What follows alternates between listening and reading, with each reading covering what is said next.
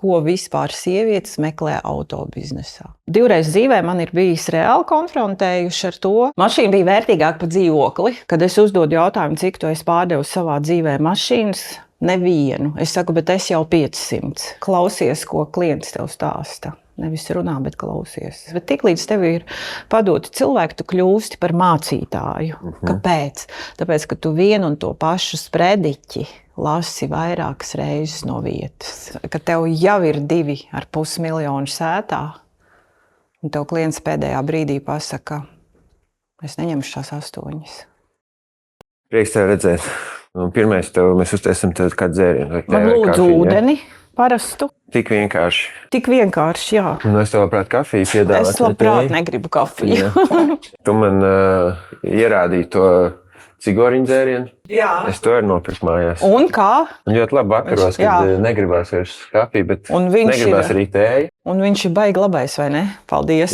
Viņš ir kā kafija. Un nav tā, cigoriņam ir tāda īpatnēja garša.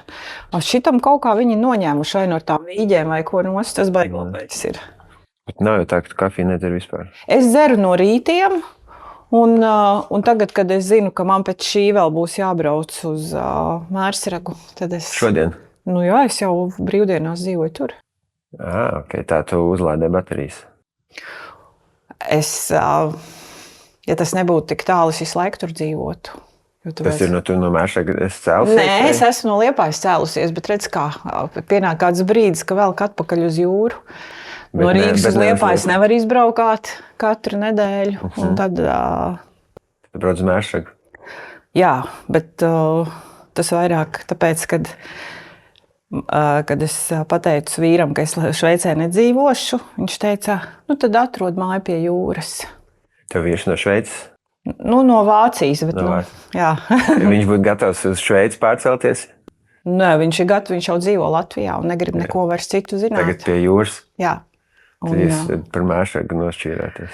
Oi, tur ir tik forši. Tad tavs ritms vispār, tu esi no agri rītos celies vai strādā ilgi vēl vakaros? Īstenībā no rītiem ir labi un arī vakarā ir labi. Viss atkarīgs no tā, vai ir interesanti, vai kaut kas ir ko darīt, vai ir kaut kāds notikums vai uzdevums vai kaut kas, un tad atkarībā no situācijas. Vairs nav tā, oi, nē, no rītiem, nē, vakarā jāiet gulēt. Bet kas tev tu esi nostrādājis tagad jau pārpa 20 gadiem tajā nozarē? Kas tev vēl ir interesanti? Tu gribi dzirdēt, cik gadus jau? Tomēr mēs parunāsim. 30 jau. 30. Par to mēs parunāsim. Es gribu dzirdēt to, ko teici, ja ir interesanti. Kas pēc visiem šiem gadiem tev ir aizvien interesanti? Man patīk, ka man kaut kas ir jāpamaina. Tad man patīk, ja es noķeru, ka kaut kas, kad es kaut kādā ziņās dzirdu, kaut ko par ekonomiku, par kaut kādu attīstību, par kaut kādu autobiznesu, par kaut ko tādu, vai vienalga kāds no malas man pasaka, un tad es sāku domāt, bet pagaid, kā tas uz mani attieksies, respektīvi uz avaru. Un tad es sāku domāt, kaut kas ir jādara, jo tas, kā mēs līdz šim tā nevar, un tajā brīdī, kad es izdomāju, kas ir jādara, man obligāti tas ir jāpastāsta. Kolēģiem. Jā. Un vakar, mēs tieši par to runājam, ko mēs servisā atkal, kas ir jāpamaina. Un tu nonāc pie secinājuma atkal par to spirāli, ka tu ik pa brīdim ieejot kaut kādā krīzē, meklē risinājumus, kas ir ļoti līdzīgi vienmēr, lai iziet no tās krīzes, varbūt citā pakāpē, bet neko jau tādu nenormāli jaunu. Tu nevari izdomāt, kā tu mašīnu var izdomāt savādāk saremontēt. Jā. Jautājums ir tikai, kuru mašīnu tu remontē un kā. Un kad tev tas tā kā mazliet jau sāk baidīt, kad 15 gadu laikā avarā ir šī trešā tāda krīze, jā. Un kad tu tomēr, lai iziet no tās krīzes, atkal atrod tos pašus rādītājus, bet tev to jāpastāsta tiem, kuri nav bijuši tajā krīzē. Iepriekšējā. Jā. Tas man ir interesanti. Bet ko tu stāsti, kā ir jāiziet no krīzes? Šī tev ir trešā. Ko tu stāsti? Ko var mācīties? Kā iziet no grūtām sezonām? ka tev ir jāskatās jau laicīgi uz priekšu. Nu, ka, piemēram, tu pagājušo gadu redzi, ka ļoti slikti iet kravas mašīnu tirdzniecība. Ir daudz iemeslu, kāpēc. Tu ļoti labi zini, ka tas atsitiens nāks 2 gadu laikā atpakaļ uz servisu. Tev ir jāmeklē, kā tu dabūsi to klientu iekšā. Jo tu jau vairs nevari to jauno mašīnu dabūt iekšā. Tev viņas nav. Un vienmēr tu it kā meklē viņu iepriekšējos klientos. Mazliet es arī saku, tas ir negodīgi, jo tad, kad tev iet labi, tu saki, ejiet, jā, man nav laika. Un tad, kad tev neiet pārāk labi, tad tu sāc atcerēties, kad Bija arī iepriekšējie klienti. Bet ir taču arī tie, kuriem arī kaut ko vajag, jā. Teiksim, tas ir piemēram viens no piemēriem. Ir vēl dažādas visādi citādāk veidi, kur mums ļoti daudz arī dod pati rūpnīca iespēju dabūt to klientu atpakaļ, un ka pie tā ir vienkārši jāstrādā. Jo, ja es tev teikšu, zvani klientam un aicini viņu ciemos, un tu sāc, es viņu neesmu 10 gadus redzējis, man ir 10 citi, kas tagad nāk, jā. Bet tev rūpnīca visu laiku saka, zvani.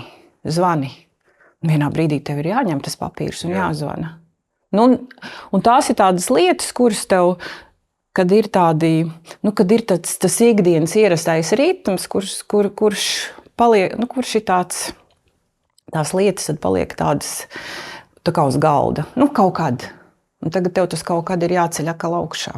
Kā tu, kā sieviete nonāca auto nozarē vispār? Tas bija plānot vai tev iemet un tu vienkārši brauc uz priekšu?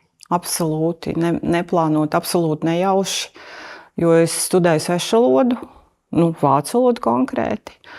Un to, ka es studēju vācu valodu, zināju no 6 gadu vecuma, tāpēc man, kad es klausos, ka nezinu, ko mācīties, ko studēt, man vienmēr liekas, kā tas var būt. Bet tas arī bija tāds īsnībā dzīves tāda situācija, kas vairāk bija saistīta ar spītību, jo 6 gados es pirmo reizi redzēju dzīvu vācieti, kas tajā laikā, protams, dziļajos padomu laikos bija kaut kas ārprātīgi. Viņš atstāja ļoti spēcīgi iespēju. Un es 1. klasē biju iemācījusies 3 teikumus, 3 atbildes. Un viņš, protams, man jautā, kā man sauc, es atbildu, cik tev gadu, es atbildu, kurā skolā tu ej, es atbildu, un tad viņš grib, kaut ko tur višķi vairāk stāstīt. Man tur taisa no smiltīm kūkas un ko tur, jo mēs bijām vienā tādā ģimenes pasākumā, un es vairs neko nesaprotu, un man ir tāds pārdzīvojums, ka es neko nesaprotu. Ka es ieskrēju mājā, es atceros toreiz 2. stāvā, bija 7 gadi laikam, un sēdēju zem palodzes un visu to pēcpusdienu noraudāju. Mamma nāks, teikt, beidz ākstīties, un kad tas onkulis jau uztraucās, kas bērnam ir noticis. Es negāju ārā, un sev es pateicu, es iemācīšos to stulbo valodu, lai es ar viņu varu runāt. Godvārds visu laiku tas ir gājis cauri manai dzīvei, ka man ir jāiemācās tā valoda, lai es varu runāt. Atgriezties tajā situācijā. Jā, un to es arī, tad, kad es pabeidzu svešvalodniekus, man bija pilnīgi skaidrs. Tajā brīdī man bija arī mazs bērns, un man bija grupas biedrenē palūgusi vienu īsu brīdi pastrādāt ar vienu vācu filmu uzņemšanas grupu. Es te Latvijā tulkoju, Vācijā tulkoju. Tajā laikā Dēmarkai bija ļoti liela vērtība pret repšikiem, tad es kaut kādu brītiņu vēl padzīvoju, un tad es sāku meklēt darbu. Un interesanti bija, kad arī tādi cienījami uzņēmumi vai iestādes, kas šodien neko tādu neatļautos, vienkārši uzrakstīja, jums ir mazs bērns, mēs jūs nevaram pieņemt. Un tad man draudzene zvana, viņa saka, tu zini, svešvalodniekos pielikt ir paziņojums, ka BMW meklē sekretāri. Varbūt tu gribi. Es domāju, visur ir atteikumi, man ir jāiet.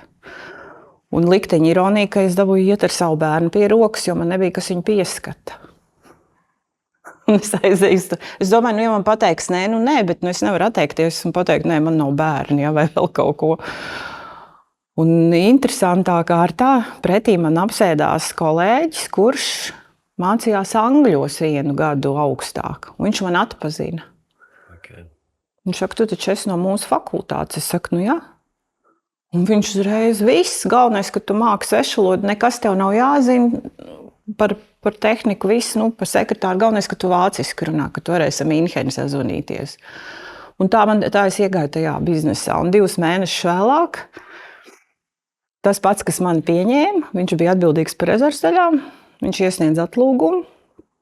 Atbrauc no Mīnhenes viens konsultants un nostāstīja, kādu cilvēku ir jāatrod vietā. Ar svešvalodu, ar tehniskām zināšanām, vislabāk augstu, ar inženieru izglītību. Jā. Un kurš mazliet kaut ko saprot no noliktavas vadības. Visi sēž un brīnās, kur tu tagad tādu 92. gada otrajā pusē atradīsi. Tā laika tāds jau leģendārais kungs vārdā Milušs, ko visi zina no Jūrmalas skandāla. Pēc kaut kādām 2 dienām saka, man ar tevi jāparunā. Viņš saka, tev ir 2 varianti. Vai nu tu tagad teju tās rezerves daļas vadi, vai nu mums tev nevajag. Un es saprotu, ka es esmu to darbu dabūjusi pāris mēnešus pastrādājusi. Tu saproti, ka tu pelni naudu, tu jau pie kaut kā esi pieredzis. Ja? Es domāju, man ir jāmēģina. Vēl viena valoda jāmācās. Tā es iemācījos. Bet man toreiz, kas, teiksim, nekad vairs nevienā citā uzņēmumā strādājot, tā nav bijis. Un tur es varu teikt, ka tas varbūt arī bija tas mūsu revolūciju un apvienošanās kaut kāds arī tāds, teiksim, paraugs arī priekšvāciešiem, ka viņi ļoti atbalstīja, ļoti.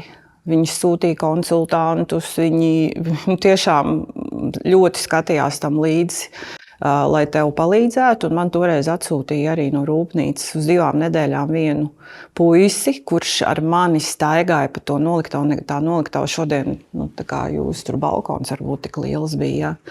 Bet viņš man rādīja visas plauktu sistēmas, visu kā pasūtīt, un toreiz jau nebija, tu ievad datorā šasīs numuru. Jāraksta ar roku visiem. Nē, tur bija tādas saucamās mikrofišas.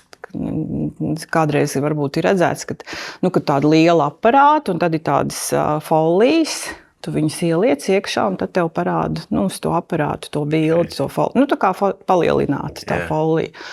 Un tev bija ļoti daudz jāzina informācijas, tev bija jāzina modelis, tev bija jāzina visas rezerves daļu grupas, tev bija jāzina, kā ko sauc, tev bija jāzina, kas ar ko ir sasaistīts, tev bija jāzina, kurā gadā mašīnas modelis ir ražots, kad viņš ir mainījies. Tu nevarēji vienkārši paņemt kaut ko tur, jo bija tādas 2 lielas mapes, un tajā katrā iekšā bija, es nezinu, cik 100 folijas. Cik tā bija tad gadu? 24. Bet kaut ko viņš redzēja, ka viņš tev piedāvāja tomēr vadīt veselu departamentu. Es nezinu, vai viņš šoreiz redzēja, viņš vienkārši pateica, es dabūju darbu, tāpēc, ka man bija vācu valoda. Un to es vienmēr saku, mani vācu valoda izglāba. Jo šodien ar vācu valodu vairs tu nevienu nepārsteigs vai ar angļu valodu, bet tajā laikā jau bija ļoti maz cilvēki, kas kaut ko mācēja pateikt. Bet tu esi pamanījis, ka tas, ka tev tik jaunā vecumā uzticējās, ka tu arī tagad kā vadītāji tad brīvāk dod iespēju jaunajiem? Jā. Es to vienmēr arī atgādinu tiem, kuriem varbūt ir daži bijuši tādas situācijas, ka man saka, viņš taču neko nesaprot, un kā tu iedomājies, ja, un varbūt vajag ņemt, un tu taču saproti, ka ir daudz nopietnāki cilvēki. Es saku, ja es ar vācu valodas izglītību varēju iemācīties strādāt ar mikrofišām, un tur es iemācījos mašīnas uzbūvi. Man vispār nebija tiesības, es zināju, ka mašīnai 4 riteņi un stūre. Ja. Un ja es tur to iemācījos, tad ko jūs man tagad stāstat, ka datorā tu ieliec šasīs numuru un tev jau viss parāda? Bet kas ir tas, ko tu tajā brīdī meklē tajā jaunajā cilvēkā? Tu zini, ka viņam nav pieredze tajās tehniskajās prasmēs, bet tu kaut ko jau viņā saskati vai meklē kaut kādas vērtības. Vēlmi mācīties. Mazlietiņu, protams, arī Ja tu redzi, ka cilvēki, piemēram, rezerves daļās nekad nevarētu strādāt cilvēks, kurš ļoti daudz runā un stāsta visu kaut ko, jā, un tas ir pārdevējs, jā. Tev mazliet tādas varbūt kaut kādas īpašības ir jāredz. Tur tomēr bišķi tā analītiski jādomā līdzi ir. Intuīcija ir vēl viena lieta, ko tavu kolēģi par tevi teica, kas ko tu daudz paļaujies un kas tev ir labi noslīpēt.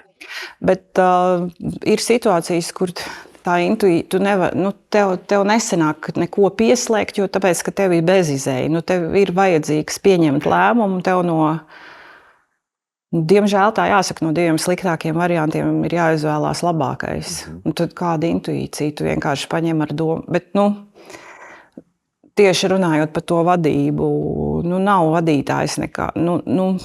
Es ļoti labi saprotu, ka daudzas lietas es varu izdarīt, domājot cilvēciski līdzi, bet ir lietas, kurās es apstājos un saku, nē, man ir jāpieņem ļoti sāpīgs tas lēmums cilvēciski, pret to darbinieku, jo man tas nedara. Un protams, ka tajā brīdī tas cilvēks pateiks, viņa nav ne laba vadītāja, ne jauks cilvēks, nekas, jā. Bet es esmu iemācījusies no pieredzes, ka mans privātais kaut kāds uzskats vai viedoklis nav svarīgs. Man ir jāredz kopumā, kā tas izskatīsies visam uzņēmumam pēc kaut kāda laika. Un es arī varu pateikt, ka mūsu īpašnieks vairāk reizi ir teicis, varbūt to daram, varbūt to, varbūt kaut kādas citas mašīnas un vēl kaut ko. Es saku, nē, es māku strādāt tikai vācu auto uzņēmumos, jo es pazustu kaut kur citur. Tu sāki 92. gadā ar BMW, ja? Jā. Tad tu strādāji ar Mercedesiem? Jā. Tas jau bija pavisam cits laiks. Kāds teica, ka tad jau pat ar mašīnu nāca ar koferīti ar naudu un samaksāja par mašīnu? Tā bija. Mašīna bija vērtīgāka par dzīvokli. Tas bija vienmēr man tāds līzings neviens tad nedēļ tādu. Nē. Citādāk noreitinājās. Man liekas, ka arī pārskaitījumi nebija kaut kādi. Rezerves daļas no Vācijas veda 2 nedēļas. Ja mēs ja tu saplīsi automašīnu, tad tev principā, tev noliktavā bija, bet ja tev kaut kas, tur elementāras lietas, bet ja tev bija kaut kas jāpasūta, tāds un jāgaida, ja tagad 24 stundās nav, tad visi jau trako, ja? Tad 2 nedēļas bija standarta laiks piegādēji. Tad tie bija tādi laiki. Ko es vienmēr uzskatu, kas bija mans lielākais iegūms, es visos uzņēmumos esmu bijusi sākumā. Tad, kad viņš sāka veidoties, BMW sāka veidoties, es biju sākumā, kad visu to vācu jau iedibināto zināmo sistēmu mācies, kā viņi vispār funkcionē. Es līgumus tulkoju nenormāli daudz, korporatīvos standartus es tulkoju nenormāli daudz. Dažbrīd vispār nesaprotot, kas notiek. Es tulkoju mašīnu, pašu mašīnu lietošanas instrukciju un remonta instrukcijas. Piemēram, dzinēja remonta instrukcijas es tulkoju. Pie tam nevis... Nav pati vienkāršākā valoda. Jā, pie tam es viņus tulkoju krieviski tajā laikā, uz krievu valodu. Un tad tur vēl smējās, ko tu te esi iztulkojis. Es teicu, galvenais, ka jūs saprotat. Un tad tas ģimeniskums, ko visi arī tā kā saka, kas mums ir veidojies, tas zināmā mērā arī nāk no tā, ka tu sākot strādāt tādā mazā kolektīvā no nulles ļoti, tu nevari neko izdarīt, ja nav tās ļoti tuvās saites. Ja? Ar visu to, kad tev liekas, tu neko nesaproti, neko nezini. Man bija BMW ļoti liels atbalsts no kolēģiem. Es stāvēju katrai mašīnai klāt, skatījos, kā maina sveces, kā maina dzinējus, kā būvē kondicionierus iekšā mašīnā tajā laikā. Un tas prasīja, kas ir tas. Ja? Un man neviens nekad neteica, tu ej prom, ko tu mums te traucē dzīvot. Ja? Jo viņi arī mācījās, un liela daļa to mehāniķi bija atkarīgi no manis, jo, kā es teicu, toreiz braucu daudz konsultanti. viņi stāvēja blakus, viņš tev stāsta, man jātulko, man jāsaprot, ko viņš tur rāda. Yeah. Un uz Mercedes es jau aizgāju, ka es zināju, kā vadīt noliktavu, jo es biju iemācīta. Un es, protams, ieejot Dominikā no sākuma, domāju, man viss būs jāsāk no jauna mācīties. Un es nokonstatēju, ka nē. Kas arī ir vācu uzņēmums. Tā sistēma iet tālāk.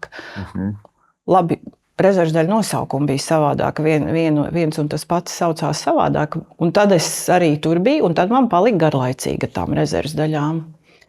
Un tad es izdomāju, ka es varētu iet kosmētiku patirgot. Tieši 3 mēnešus es izturēju. Nu, un tad es kā tagad atceros, kad es stāvēju ar kolēģi tajā kosmētikas uzņēmumā un atveram dienu, un tur rakstīts, ka Volkswagens meklē pārdošanas vadītāju mašīnu. Es teicu, es tur iešu strādāt. Un tad es pieteicos tur, un, protams, ka tas atkal bija 0 punktā, jo Auto Rīga toreiz vairs nepastāvēja. Man ar to nebija nekāda darīšana. Volkswagen centrs Rīga, kā teikt, Kitnera grupa vērās te vaļā un meklēja darbiniekus, un es aizgāju vienkārši atkal uz jaunu uzņēmumu. Trešo reizi. Jau 3. reizi. Un tad, ja es pirms tam biju, teiksim, vairāk pa servisu pusi dzīvojusies, tad šeit es iegāju pārdošanas daļā. Un te arī es sāku, kā teikt, no 0 to pārdošanas daļu taisīt. Nu, un tad pēc 6 gadiem mainoties visai atkal videi, es vēl paspēju saņemt certifikātu Vācijā. Un šķiet, es esmu vienīgā ārzemniece, kurai tas certifikāts ir par pārdošanas vadību. Tad es aizgāju uz Toyotu, un tur es pēkšņi iekļuvu angliski runājošā vidē. Es tajā laikā angliski vispār nerunāju. Jā. Tad, jo visi importētāji bija igauņi, viņi visi runāja tikai angliski, visi dokumenti visi bija tikai angliski. Un tur lielos vilcienos man bija ļoti labi kolēģi un arī bija ļoti laba sadarbība, bet es pēkšņi sajūtos ļoti sveša. Un es nevaru pat izstāstīt, kas tas ir, bet pie pirmās izdevības, kad man pateica, vai es negribu pamainīties uz Evobusiem, pie autobusiem Mercedes, es arī to uzreiz izmantoju. Jā. Es vienmēr esmu strādājusi pa tiešo rūpnīcu, ar ražotāju. Te pēkšņi pa vidu man ir igauņi. Viņi man stāsta, kā jātirgo mašīnas un rezerves daļas. Kad es uzdodu jautājumu, cik tu esi pārdevis savā dzīvē mašīnas, nevienu. Es saku, bet es jau 500. Ja? Es nevarēju uzticēties tam, ko man stāsta, jo tāpēc, kad es būtu visu laiku bijusi konfliktā, jo man liktos, ka es labāk taču zinu, kā to darīt. Varbūt tas nav taisnība, bet es nevarēju tam tikt pāri, ka es zinu labāk. Un bija vairākas reizes, kurās vienkārši pierādījās, ka es zinu labāk. Tu izgāji to pārdošanas vadības apmācību? Jā. Kas ir tev palicis atmiņā no tādiem pārdošanas principiem, no tā, ko tu mācījies un pārdodot 500 mašīnas? Kas vispār pārdošanā labi strādā un kas ir tādi fundamentālie principi? Zini, kas ir? Tā bija pārdošanas vadītāju certifikācija. Un es varu pateikt, kādi bloki ir pārdošanas vadītāju certifikācijā. Personāla vadība, finanses, lietoto automašīnu vadība, noliktavas vadība. Jā. Un 3. bloks bija likumdošana, bet tā kā tā bija vācu likumdošana, tad es vispārīgi viņu mācījos. Yeah. Tad tu saproti, ka tur nekas nebija par pārdošanu. Pamata eksāmenis bija sagatavots. Viens bija tur ātri, kā jau pierasts, tev tur bija jāatbild uz jautājumiem, vienkārši teorētiskā daļa, bet praktiskā daļa bija ļoti interesanta. Un toreiz es jau biju nostrādājusi 5 gadus Volkswagenā, kad es aizbraucu uz to apmācību. Tad teorētiskajā daļā bija iedots gadījums no pārdošanas nodaļas, no reāli strādājošu uzņēmumu Vācijā, kur ir konflikta situācija. Un tev ir 3 stundas laika izstrādāt piedāvājumu, kā to konflikta situāciju atrisināt. Un pavisam īsi tur bija pati galvenā doma, bija, ka visiem ir kabineti, bet dažiem nav kabineti, un tad, kad atnāk klienti, tad viņiem nav kur sēdēt un nav kabinetu, ar ko runāt. Un ka tas ir, ka tā ir tā lielākā problēma, kā tagad, piemēram, šo situāciju atrisināt, kuram pārdevējam, kā sadalīt kabinetu. Tur bija vēl dažas lietas, bet šis bija tāds. Un mēs toreiz tieši Volkswagenā bijām pieņēmuši lēmumu, ka mums tieši nebija tie kabineti, ka visi pārdevēji izies ārā sēdēt. Es neatceros, kuram tā bija ideja, bet kaut kas arī bija, kā teikt, man prasīja, un es teicu, es pilnīgi piekrītu tam, ka pārdevējs sēž ārpusē, ka galds ir ārpusē, ka viņš sēž pie mašīnām, klients nāk iekšā, es uzreiz redzu, nevis kabinetos. Un es, protams, kā ideālu risinājumu to piedāvāju tajā eksāmenā. Viņi saka, tiešām to var darīt? Un tas strādā? Es saku, jā. Jums ir pārdevējs ārpusē, kamēr viņš sagaida klientu, kamēr viņš apskatās mašīnu vai kā. Un tad, kad viņš grib runāt, tad viņam ir tas brīvais kabinets. Tad viņš var iet un runāt. Un viņi bija ļoti pārsteigti, ka tā var izdarīt. Tā kā Latvijā daudzas lietas ir arī toreiz, tas bija vēl 2003. Gadā, kad es biju lepna, ka no 16 cilvēkiem man bija pirmā vieta eksāmenā. Un visi teica, kā tu to zināji?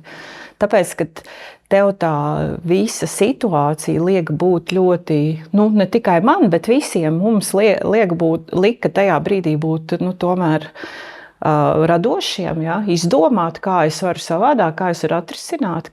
Un tas ir arī tāda mācība, kad vienmēr, ja tu redzi, kad ir kaut kāda problēma, tas risinājums dažreiz nav pa visu varu jāuzstājas vēl viens kabinets, ja? Bet varbūt ir jāatrod citādāks ceļš, kā to atrisināt. Bet, ja tev būtu jaunam pārdevējiem jāiedod tāds līdz 3 vai 2 tādas dzīves gudrības par to, kā pārdot gan mašīnas, gan vispār un kā? Klausies, ko klients tev stāsta. Nevis runā, bet klausies. Klausies. Un sākumā varbūt pat pieraksti. Un tas ir absolūti viennozīmīgi. Pirmais, ja tu esi ticis jau līdz tam klientam, un viņš parāda kaut minimāli jau kaut kādu interesi, tad vispirms klausies un uzdod jautājumus, kas viņu interesē. Jo lielākā daļa dara to kļūdu, kad viņam stāv. Viņam, piemēram, vadība ir pateikusi, šitā mašīna tev obligāti ir jāpārdod, ja šitā lieta ir jāpārdod, viņums te ir iestāvējusies. Un viņš spiež klientam nopirkt to, ko viņam nevajag. Un ja tas klients iziet pa durvīm un saka, man tas nav vajadzīgs. Jo var būt, ka uzdodot jautājumus un klausoties, tu dzirdi, ka viņam to vajag, bet tad uztais to tā, ka viņam to vajag, nevis, ka tev to vajag. Tad, kad es Volkswagenā vēl strādāju, tad mums atbrauca viens uzņēmuma vadītājs. Viņš bija tiešām ļoti veiksmīgs, un es arī caur viņu arī tiku uz to apmācību, jo viņš bija arī tas bija Kitner grupas uzņēmums, bet viņš atbrauca uz Latviju apskatīties, kas īsti mums nestrādā. Un tad viņš toreiz pateica tādu ideālu frāzi, ko es visiem tagad saku. Uzņēmuma vadības līmenī, jebkuras nodaļas vadītājs vai vismazākais vadītājs, bet tiklīdz tev ir padoti cilvēki, tu kļūsti par mācītāju. Kāpēc? Tāpēc, ka tu vienu un to pašu sprediķi lasi vairākas reizes no vietas. Atkal. Un tad, kad man kādreiz saka, es taču viņam pirms gada jau to teicu, kā viņš to nesaprot, es saku, sprediķis. Katru svētdienu. Jā. Tieši tā. Jā, jau bija arī kaut kur tāds labs piemērs, ka tās lietas ir tā kā caurs spainis, kurā tu iepildi ūdeni, un tu viņš lēnām izpildi, un tev atkal viņš ik pa laikam ir jāatgādina, jāuzpildi. Tagad gribēju šo bloku parunāt par tavu šī brīža uzņēmumu, kur tu esi, MAN pārstāvis Latvijā, Avar, kur tu esi jau 15 gadus. Jā. Un es domāju, tur daudz lietas, par ko mēs to varam runāt, bet LinkedInā, kad ieiet tavs profils, tur ir rakstīts man versus woman, kas protams, simbolizē to, ka tu esi kā sieviete šobrīd automašīnu nozarē jau 30 gadus, 15 gadus Avar, kas ir vēl izteiktāk smagās automašīnas. Kā tas ir būt tavā pozīcijā un kā tu saskries ikdienā sākotnēji ar to attieksmi tagad? Kā tu tiec galā ar visiem mehāniķiem un dzinējiem? Ļoti labi. Ne, es tieši par to domāju, kad es to rakstīju. Tas bija nevis es tur ilgi domāju, ko es tur uzrakstīšu, bet tas nāca tiešām no sirds, jo visu laiku this is men's world un tikai vīrieši. Un tas ir tāds stereotips izveidojies, ja, kad tagad tikai to var vīrieši darīt. Kas ir vadītājs? Man nav ne tā mašīna, ne ar viņu jābrauc. Yeah. Ne viņa jāliek kopā. Ja. Man īstenībā ir jāvada cilvēki. Un vai es tos cilvēkus vadu, es nezinu, lielā konditorijas uzņēmumā vai lielā uzņēmumā, kur tās mašīnas remontē, tā nekas nemainās. Cilvēki ir cilvēki. Cilvēki ir cilvēki, jo padzīvojot Šveicē, es sapratu, ka mēs Latvijā esam ļoti, sievietes ir ļoti labā situācijā, ja, jo divreiz dzīvē man ir bijis reāli konfrontējuši ar to, ka man ir pajautājuši, ko tu te dari? Profesionāli, jā. Ko sievietes vispār, ko sievietes šeit meklē? Un pirmā reize man bija Šveicē 2000 kaut kādā 2. gadā Ženēvas auto izstādē, ko vispār sievietes meklē auto biznesā. Ja? Tu atcies, ko tu atbildēji? Es teicu, mums Latvijā tas ir normāli. Tieši tā. Jā. Un kā es iepriekš teicu, es nokļuvu auto biznesā absolūti netīšām. Un man nevienu brīdi nav licies, ka es esmu kaut kādiem džungļiem izsitusies cauri. Man tajā brīdī vajadzēja vienkārši ēst, ja? Vienkārši sakot. Un tas bija vienīgais darbs, kurus varēja dabūt tajā brīdī. Un no otras puses es ļoti priecīga. Es esmu priecīga savai spītībai, ka man gribējās mācīties vācu valodu. Un es esmu priecīga, ka tā viss sakrita, ka es iegāju tajā auto biznesā. Un es zinu, ka tajā brīdī, 92. gadā, man šķiet, es biju vienīgā, un pēc tam bija vēl un vēl un vēl. Un Latvijā tas bija tāda, tas neviens baigi nebrīnījās par to. Un savukārt, kad es aizbraucu uz kaut kādiem pasākumiem, kas bija vai Mercedes vai Volkswagen, tad vienmēr tas bija tāds izbrīns. Kā sievietes arī var vadīt, jo sievietes arī var pārdošanu vadīt. Ja?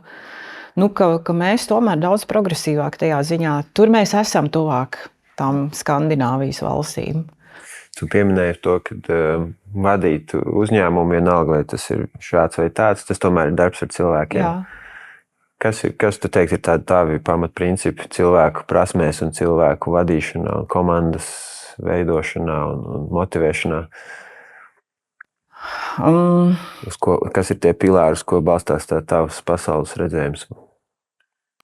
Pirmais ir, lai es sajūtu, ka cilvēks ir komandas cilvēks. Manas vai mūsu, bet ka viņš iederās tajā mūsu komandā.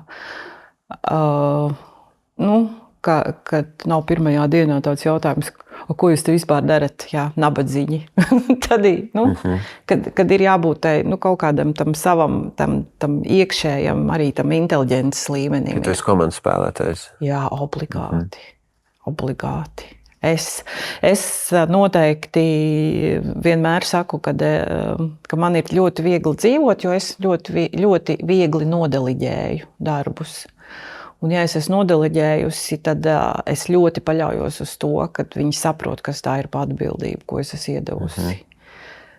Es noteikti neesmu tas cilvēks, kurš sēdēs no rīta līdz vakaram birojā un viss tikai ies caur manām rokām un es vispirms izdomāšu, pie sevis galvā iztestēšu un pateikšu, šeit mēs darīsim tā. Man liekas, tas ir visbriesmīgākais, kas var notikt. Es varu izdomāt.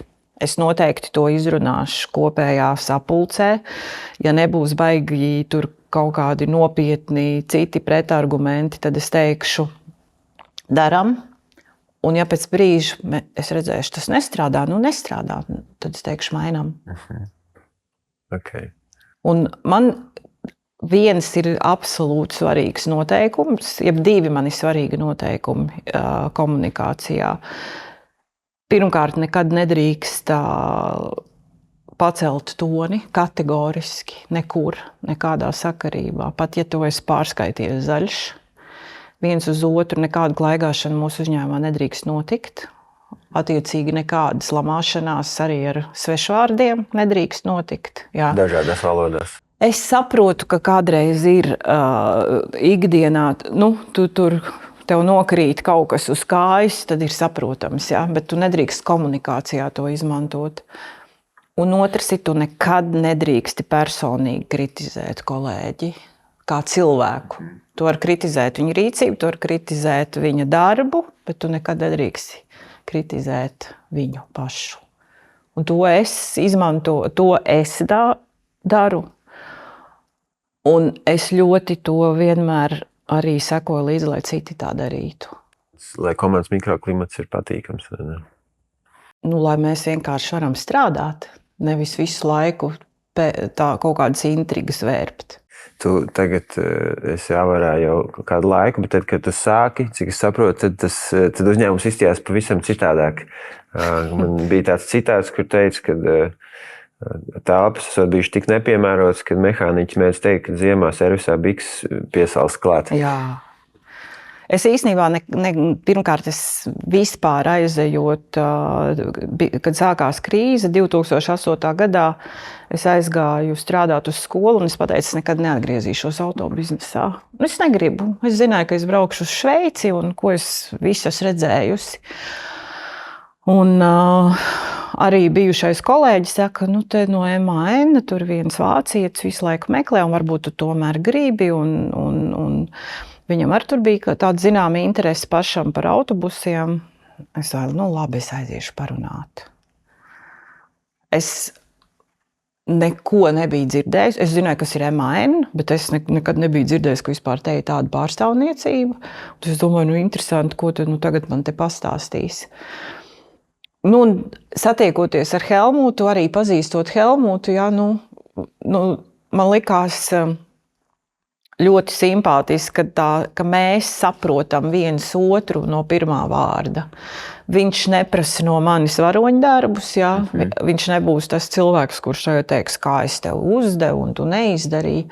Un es savukārt gāju un teicu, es mēģināšu, bet es neko negarantēju. Un uz tādu pamatu mēs arī sākām, un pirmajā dienā, kad es aizgāju uz Skaistkalnes ielu, viņš teica, zini, neteiksim nevienam, ka mēs gribam tā kā kopā strādāt, tu uztaisi tādu iekšējo auditu. Servisa saprotu, kā strādā, rezerves daļas es saprotu, kā strādā. Jau es esmu bijusi 3 dažādos vācu uzņēmumos, tātad šis ne ar ko nevarētu ļoti būtiski atšķirties. Un es iegāju tais telpās, parunājos ar cilvēkiem, nogāju lejā un teicu Helmutam, absolūti pirmā mana prasība ir mainīt šīs telpas. Es šeit nestrādāšu. Jo tur bija izdarīts tā viss, ka tie, kas pelna naudu, mehāniķi, elektriķi, rezerves daļnieki, bija tādās ļoti nolaistās telpās. Un tie savukārt, kas nepelna naudu, kas ir biroja darbinieki, tiem bija uztaisīts tāds biroja remonts. Jā. Kur it kā viss bija tā kā vajag, un es savukārt teicu, nē, ir jābūt tieši otrādi. Jo mums vajag, lai viņiem ir labi apstākļi. Viss ļoti labi sakrit, ka tajā brīdī ar visām krīzēm, ar visas telpas salīdzinoši bija brīvas, un Jaunmāra upē tie ezīši, kas bija uzcelti, stāvēja tukši. Un man tos arī pačukstēja, kad tur ir augstie griesti, un tur kravas mašīnām pacēlāji, jo es no tā neko nesapratu. Bet no tā, kad, kā es pašā sākumā teicu, ka tu ieejot tajā autobiznesā, sāc veidot tā kā ir mākslinieku, aktieru, jā, kaut kāda ģilde, reklāmistu, tā ir arī autotirgotāja ģilde. Un tu no tiem cilvēkiem, ar viņiem kopā strādājot, uzturot tos kontaktus visu laiku, tu ar viņiem barojies. Jā. Un kāds sev kaut ko tādu pasaka, kaut kas to pasaka, un te man viens teica, tur ir tādas telpas. Un tās bija arī tiešām vienīgās, kas mums derēja dēļ tiem griestiem. Un tā jūs tur esat? Un tā mēs tur esam. Tā mēs no turienes esam izauguši. Bet tas skaistākais visā šīs dzīvē ir tas, kad tad, kad tu to dari, Tu par to nedomā, kad kurā vietā tu esi nonācis. Tu vienkārši dari. Tad, kad es šodien atskatos atpakaļ, un ja man teiktu, vai tu gribētu to vai tu darītu to šodien, kas bija pirms 15 gadiem, tad es teicu, nekādā gadījumā. Nekādā. Bet tas tieši ir labi, jo tad es zināju, es braukšu uz Šveici, un tad man būs cita dzīve, bet tas arī atkal liek, ka man liekas, tomēr kaut kādas ir sakritības dzīvē. Es ļoti labprāt dzīvoju Latvijā.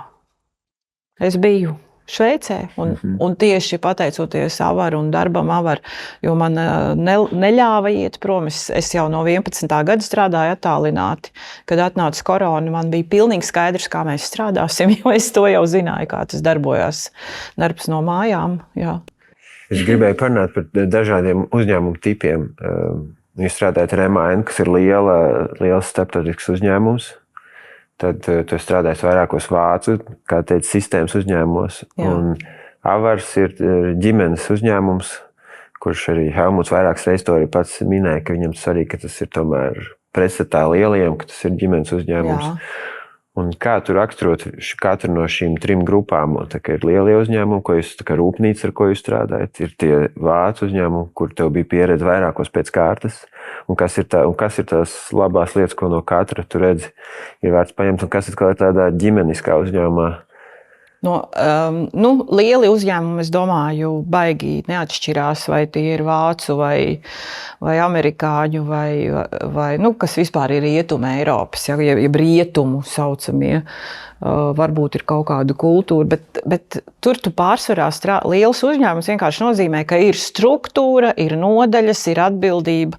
Vistrakākais, kas man arvien vairāk nepatīk, kad vārdu un uzvārdu un atbildīgās personas e-pasta vietā ir info@ vai service care @ un tev ļoti zūd tas kontakts, un tev zūd atbildība. Ja? Un tas tiešām nevis ir, ka es nezinu, ar ko man strādāt, bet ja tev stāv mašīna, un tev ir problēma, kuru tu pats nevar atrisināt, un tu zini, ka vienīgais, kas var atrisināt šobrīd ir rūpnīca, tad agrāk es paņēmu telefonu, piezvanīju un teicu, zini, man ir tāda un tāda lieta, ko man tagad darīt, ja? Kur man skatīties vai ko man darīt. Tagad tu aizsūti uz kaut kādu tur un varbūt pēc 3 dienām tev atbildēs. Kāds nezinu, kurš? Tas ir liels uzņēmums. Mazs uzņēmums, kā mūsējais, atšķirās ar to, ka mums ir pienākums 24 stundu laikā atbildēt, ka mēs ļoti ātri varam mainīt procesus, kā es teicu, mēs varam sasēsties kopā, izdomāt, daram tā, nē, tas nestrādā, daram savādāk. Mēs varam dienas laikā nomainīt procesu. Es varu runāt ar meistaru, meistars man pasaka, zini, kāda tagad ir problēma, ka mums tur vecākas mašīnas brauc, viņi atbrauc uz darbiem, kas mums ir tikai pie mums iespējami, un tad mēs tur uztaisam diagnostiku tāmi, un viņš izbrauc ārā, tāpēc, ka viņam pie mums ir pat ārgu detaļas. Es tajā brīdī varu pateikt, stop.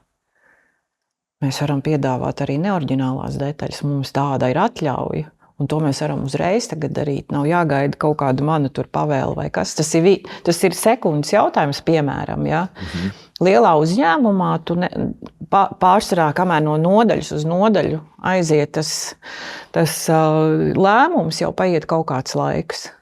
Un tieši tāpat pretēji, ja tu kaut ko prasi, paiet laiks, kamēr tu dabū atbildi. Un kas ir vācu uzņēmumiem? Protams, Helmuts to ļoti kritizē, jo viņam ir daudz lielāka pieredze. Man ir 30 gadu pieredze, bet vācu uzņēmumiem ir struktūra.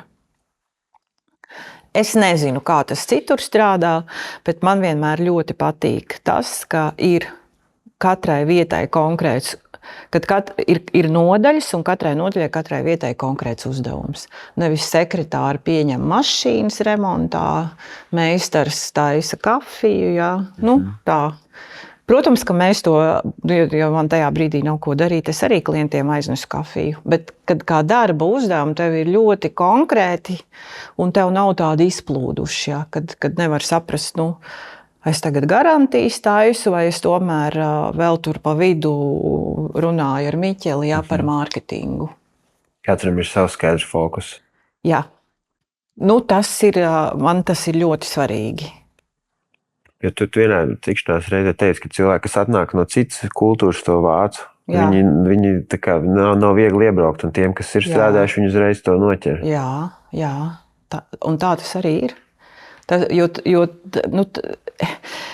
ir arī kā valsti apmeklēt. Ja tu aizbrauc Vācijā un padzīvojot tur, ir kaut kādi principi, kas tur strādā. Un vai tev viņi patīk vai nepatīk. Ja? Un tad tu aizbrauc uz Angliju, un tur ir citi principi. Un uz Ameriku tur ir citi principi. Kādēļ es tev jautāju par to vācu vadības stilu? Kad mēs te sēdējām par avaru identitāti runājām, tu teici tā, ka vajag tā, lai ir 1, 2, 3 skaidrs. Jā, tas ir tas, ko es teicu, ka tev ir pilnīgi skaidrs atbildības, jo tad mēs arī tur sēžam ar jaunajiem kolēģiem, tā kā pēcpārdošanas vadītājs un darbnīcas vadītājs, un sākās, kurš par apdrošināšanu.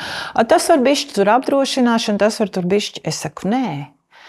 Ir pilnīgi skaidri jāzina, ko kurš dara, jo ja tiklīdz tu sāc plūst, tā neviens nebūs par to atbildīgs. Tā, diemžēl, ir. Un es to saslēdzu ar mūsu nozari, ka tā ir kaut kāda veida elegance, ka tev ir skaidrība un principi, un tad tas ir tāda eleganta sistēma, kas strādā. Un arī dizainā vai vizuālā identitātē jau tas pats, kamēr tev ir tāds bardaks, tad tas nekāds elegants tur nav. Jā, bet es saku, varbūt arī tāpēc, ka es tiešām esmu ļoti ar to vācu valodu uzaugusi. Man šķiet, ka tomēr latviešiem arī ļoti daudz ir vācu asinis. Ja? un es zinu, ka man ģimenē, vai senčos, ir arī daudz šis te vāciskais. Mani tas nomierina, kad ir tāda strukturētība. Ja? Jo tiklīdz sākās, kad tu to zini, nezinu, kurš to zina, ej pie tā, nē. Tā staigāšana man tā nepatīk, ka tev stūp no viena mēs veidojam visus tos piedāvājumus un prezentācijas, tad arī tas, ko tu teici, bija, lai labāk ir viens standarts, nav tur dažādi formāti, dažādi veidi, bet visi daram vienu. Jā. Tagad mēs gan bišķiņi tur pamainījām ikdienas vēstulēs, bišķi lielāku fontu uztaisījām, jo baigi mazie burtiņi. Nevar salasīt. Tas ir atkal tas, par ko es teicu. Mēs pieņemam lēmumu, un tad ikdienas tajā gaitā tu saproti, ka kaut kas ir jāpamaina.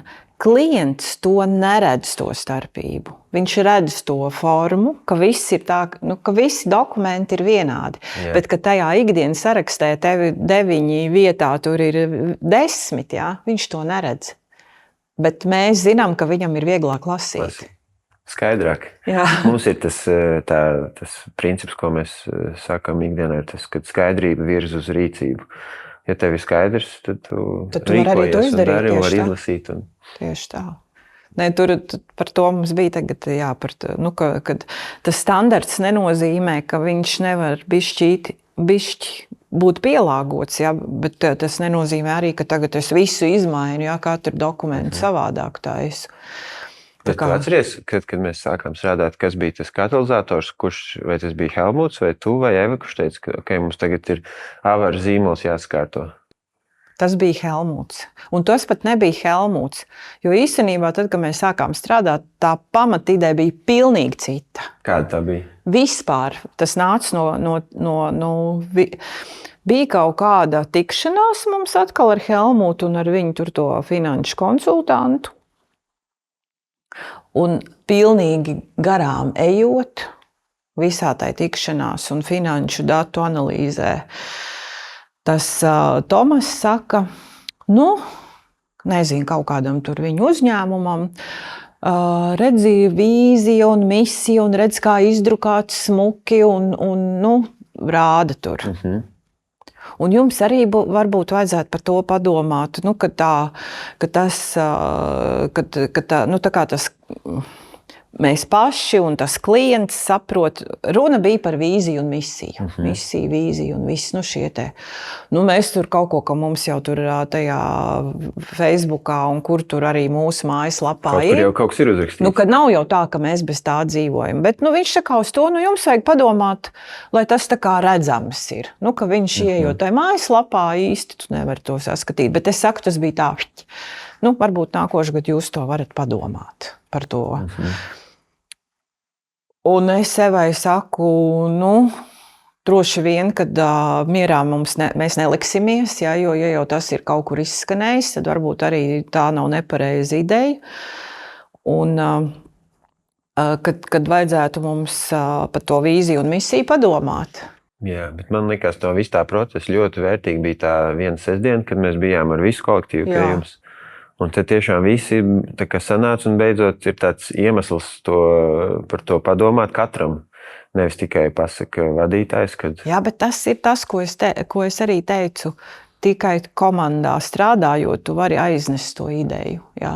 Jo, ja es ar Helmutu kaut ko izdomātu, atnākt pie tevis, uzzīmēt uz sienas un pateikt, tagad būs tā, tad 100% būtu, labi, viņi tā grib, ok, darīsim. Jo tā sadarbība un tā idejas attīstība jau tālāk bija ar Evu, ka viņa apjautāja tur vairākus tos uzņēmumus, un nonāca līdz tam, ka strādāsim mēs tagad ar asketiku, jo viņai patīk tur, un pilnīgi izmainījās tā ideja. Ja, kad no vienkārši tur vīzijas misijas tur uz A4 mēs aizgājām uz šo projektu. Un iesaistoties tajā projektā, mēs sapratām, tad bija laikam nobriedzis laiks to darīt. Jā, kad ir viss kaut kas ir bijis. Bet tas nebija plānots, es uzreiz saku. Tas nebija tā, tagad mēs nākošu gadu tagad šitā darīsim. Vispār nebija plānots. Zini, kad bija nolemtība pagājušā gada beigās, kad tev paliek 8, kad tev jau ir 2,5 miljoni sētā, un tev klients pēdējā brīdī pasaka, es neņemšu šās 8. Ko tu esi rēķinājies? Kur tev vismaz ir licies, kaut kas tev, bišķi ļaus elpot, jā. Ko tādos brīžos kāds sevi sagrupē atpakaļ? Smieklīgākais bija, ka tajā dienā, kad tas klients pateica, es nevaru jūsu dēļ bankrotēt, un es pasūtīju, bet jūs taču zināt, kāda ir situācija. Un es tam klientam pateicu, skaidrs, tad mums vieniem ir tā problēma jāatrisina. Es teicu, man ir viss skaidrs, paldies uz redzēšanos. Un es piecēlos un izgāju ārā. Es sapratu, ko es ar viņu vairs runāšu, un varbūt viņš vēl gaidīja, kad mēs vēl kaut ko, bet es sapratu, es nevaru. Un man tajā dienā bija jāatlaiž viens kolēģis, diemžēl. Un parasti tas notiek ļoti reti, kad es to daru, ļoti reti. Un man tas bija tik viegli. Es aizgāju un pateicu visu. Paldies, bet mēs nevaram. Tas man likās, tas bija vienīgais, ka man nebija baigi ka man nebija jāgatavojās, tur jāpārdzīvo, ja. Bet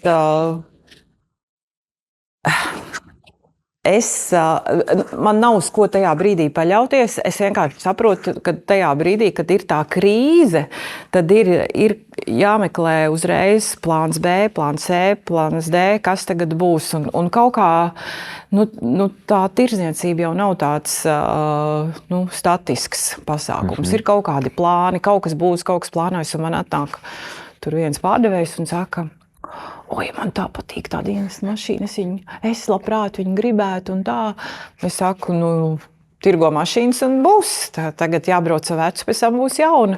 Viņš saka, zini, man tur ir viens klients un viņš tur baigot, foršo to iemaksu taisīs tādu labu, jā. Es saku, būs tā iemaksa, tā būs to mašīnu. Mēs to iemaksu izdzīvojām. Okay. Tu brīžiem, es saku, tu nesaproti, no kurienes nāk tādas sakritības, ja, bet ja tu esi tajā ritenī iekšā, viņš neapstājās te, jo te visur tajos punktos kaut kas jau notiek. Bet katrā gadījumā, tā kā mēs 23. gadā iegājām uz 24. bija sajūta, traki, jā. Bet nekas. Tad mums Vilnis tirgo mazos busus, ka uz urā, un kaut kas apstājas, kaut kas iet labāk, un būs jau atkal labi. Būs obligāti. Tieši tā. Paldies, ka klausījies, un ja šīs tēmas tev ir vērtīgas un interesantas, tad droši var arī pierakstīties Asketika podcasts YouTube, Spotify un Apple podcasts platformās. Tad droši var arī mums rakstīt uz hello@asketika.com un kopā veidosim spēcīgus zīmolus.